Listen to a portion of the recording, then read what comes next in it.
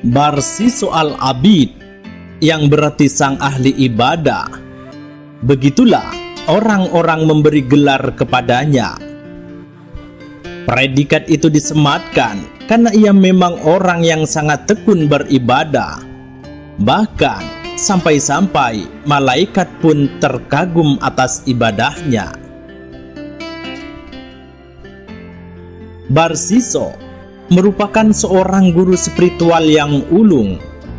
Konon, ia memiliki 6.000 murid yang semuanya berilmu tinggi dan memiliki keramat bisa terbang. Dikisahkan, Barsiso juga memiliki sebuah kesaktian. Apabila ia menemui orang gila dan kemudian menyentuhnya, maka seketika orang gila tersebut sembuh. Dan itulah yang terjadi saat itu pada seorang gadis anak raja. Sang putri mengalami gangguan jiwa.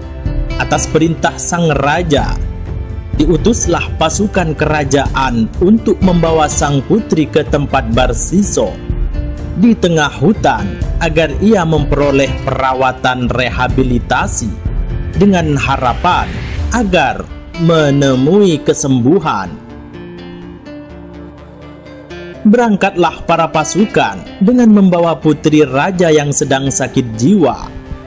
Sesampainya di sana, setelah mengutarakan maksud dan tujuan kedatangannya, para prajurit kerajaan bergegas undur diri untuk kembali ke kerajaan dengan meninggalkan sang putri bersama Barsiso di padepokannya yang berada di tengah hutan. Saat para punggawa telah meninggalkan mereka berdua, saat putri raja masih dalam keadaan gila, dan saat Barsiso hanya ditemaninya di tengah hutan belantara tanpa ada orang selain mereka, iblis pun datang menggoda. Wahai Barsiso, tidakkah engkau melihat putri raja itu cukup cantik jelita? Ia begitu menggoda. Tidakkah engkau berpikir untuk sejenak bersenang-senang dengannya? Nikmatilah tubuhnya untuk sekali saja. Lagi pula, ia dalam keadaan gila. Sudah tentu, ia tidak akan mengetahui apa yang terjadi saat ini. Setelah kesembuhannya nanti, kalian pun juga hanya berdua di hutan belantara ini. Tak akan ada orang yang mengetahui. Ayolah, kukira pantas bagimu untuk rehat sejenak dari aktivitas ibadahmu yang melelahkan, bujuk iblis dengan penuh kemesraan. Tak dinyana, naas menimpanya. Barsiso tergoda oleh tipu daya iblis terkutuk. Ia pun melakukan zina bersama sang putri yang masih dalam keadaan gila.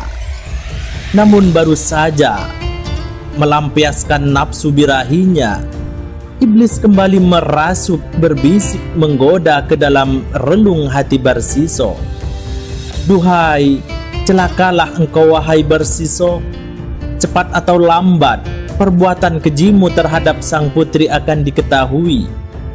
Orang-orang utusan kerajaan tidak akan terima akan perbuatanmu kepada anak rajanya. Terlebih, engkau sudah terkenal sebagai seseorang yang sakti dan ahli beribadah. Jika hal ini diketahui, reputasimu akan hancur berantakan. Nama baikmu akan tercemar dan seluruh orang akan mencampakkanmu. Lantas, apa yang harus kulakukan? Batin Barsiso mulai dirundung kecemasan tak karuan. Ia mulai bertanya-tanya terhadap dirinya sendiri dan mencari cara bagaimana untuk menutupi semua ini. Dan lagi-lagi, sang iblis mulai berbisik melancarkan strategi. Sudahlah, bunuh saja wanita itu. Kemudian kuburlah ia dalam-dalam di atas gundukan pasir. Dan jika para utusan kemari untuk menjemput sang putri, bilang saja bahwa ia telah sembuh dan pamit untuk kembali ke kerajaan seorang diri. Maka semuanya akan beres. Kalaupun ia akhirnya tak kembali, engkau tak akan disalahkan. Mereka pasti mengira bahwa sang putri telah mati, tertikam binatang buas di tengah perjalanannya kembali menuju istana. Dan betapa bodohnya, Barsiso pun kembali mengiyakan tawaran iblis yang seakan penuh kompromi tersebut. Dibunuhlah sang putri olehnya, dan kemudian ia kubur dalam-dalam hingga sekiranya tak seorang pun mengira ada mayat di bawah sana. Akhirnya sekarang tuntas sudah semuanya. Batin Barsiso penuh lega. Tidak bagi iblis. Setelah ia berhasil membujuk rayu manusia yang terkenal ahli ibadah dan bisa menyembuhkan orang gila hanya dengan sentuhan tangannya itu, iblis kemudian menjelma menjadi seorang salih ahli ibadah yang seakan dapat mengetahui segala sesuatu yang terjadi. Iblis pun masuk ke istana, menemui sang raja dan menceritakan apa yang terjadi terhadap putrinya dan Barsiso di tengah hutan belantara.